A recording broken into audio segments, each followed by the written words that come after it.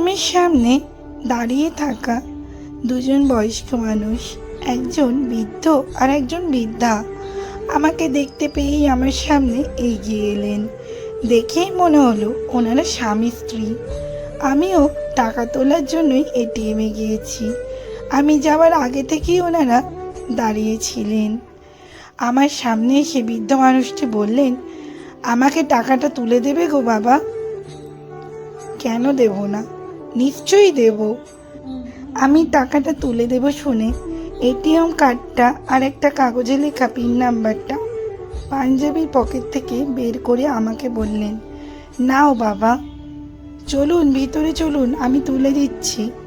না না, আমরা বাইরেই দাঁড়াচ্ছি, ও তুমি তুলে নিয়ে এসে দাও।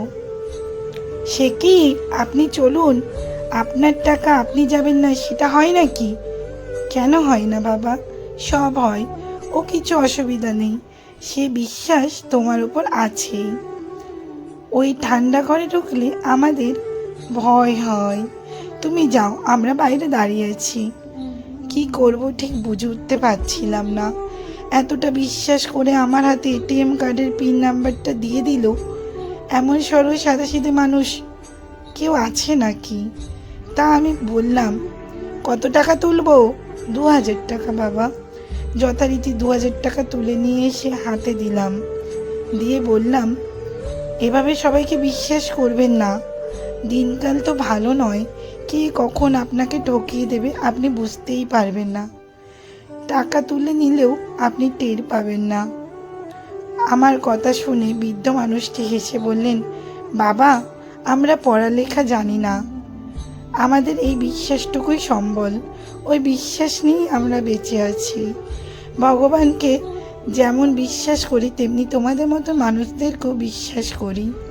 যদি লেখাপড়া জানতাম তাহলে কি আর এইভাবে টাকা তুলে দিতে বলতাম? নিজেরাই তো তুলে নিতে পারতাম।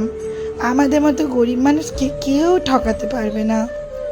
মানুষকে মানুষ কখনো ঠকাতে পারে না, যারা ঠকায় তারা তো অমানুষ।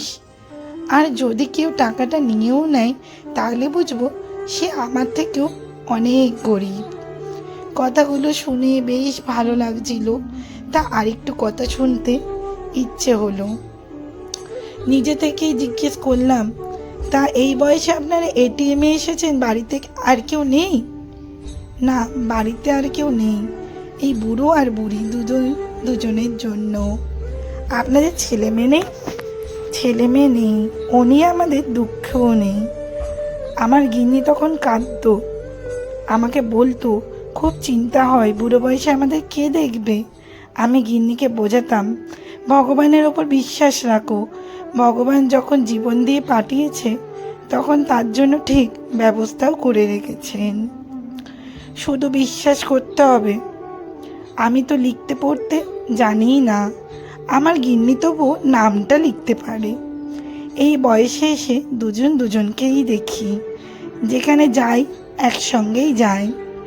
আমি কথাগুলো শুনছি আর পাশে দাঁড়িয়ে থাকা ওই বৃদ্ধার দিকে তাকিয়ে আছি।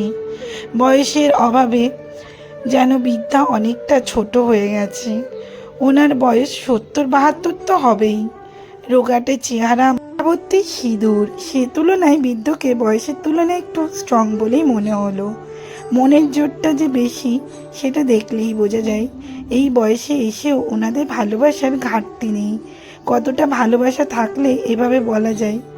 কিন্তু মনের মধ্যে একটা প্রশ্ন রয়েই যাচ্ছিল, গরিব মানুষ অথচ পড়ালেখা জানে না, এই এটিএম কার্ড তার মানে ব্যাংক অ্যাকাউন্ট তো আছে।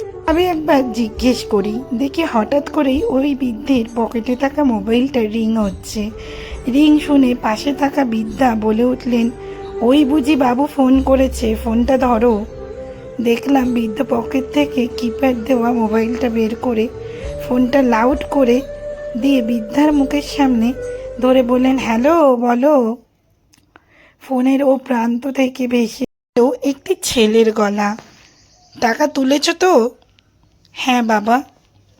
ঠিক আছে, বাড়িতে যাও, তারপর আমি ফোন করছি, যাওয়ার সময় ওষুধটা মনে করে নিয়ে যেও। ঠিক আছে, সাবধানে যাও বলেই ফোনটা কেটে দিল।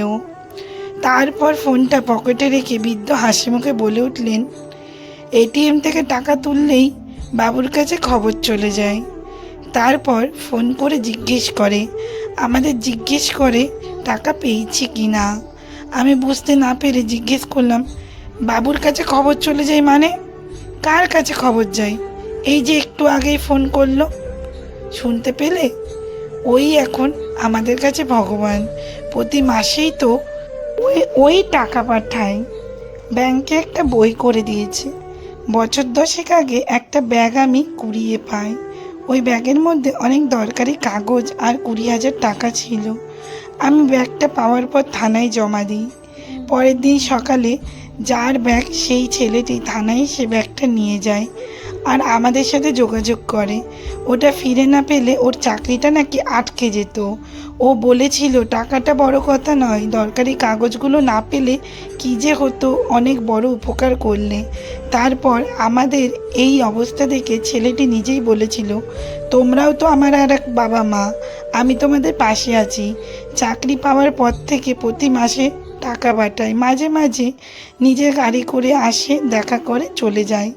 এটিএমে ওই ছেলের ফোন নাম্বার দেওয়া আছে, তাই টাকা তোলার পর ওর কাছে খবর চলে যায়। এই মোবাইলটা তো ওই ছেলেই কিনে দিয়েছে। আমার গিন্নিকে তাই বলি, দেখো যার কেউ নেই তার ভগবান আছে। সৎ পথে ভগবান অন্ন জোটাবে। তোমাদের মতো মানুষরা আছে বলেই ভরসা পাই, বিশ্বাস করি, আর সেই বিশ্বাস নিয়ে আজও চলছি। আসি বাবা, তোমারও অনেক দেরি হলো। আমি তখন দাঁড়িয়ে আছি, দেখলাম বিদ্যার হাতটা শক্ত করে চেপে ধরে এগিয়ে গেলেন সামনের দিকে। কত কি শিখিয়ে দিয়ে গেলেন এইটুকু সময়ের মধ্যে। জীবনে বাঁচার জন্য অনেক টাকা লাগে না, লাগে সততা, লাগে বিশ্বাস। ভরসা করার জন্য একটা শক্ত হাত পেলে ভালোবাসার অভাব হয় না। জীবনের শেষ দিন পর্যন্ত ভালোবাসা যায়, শুধু বিশ্বাসটা রাখতে হয়। সত্যিই তো, যার কেউ নেই তার ভগবান আছে। বুঝলাম ভগবান থাকে সবার পিছে, সবার নিচে, সব হারাদের মাঝে।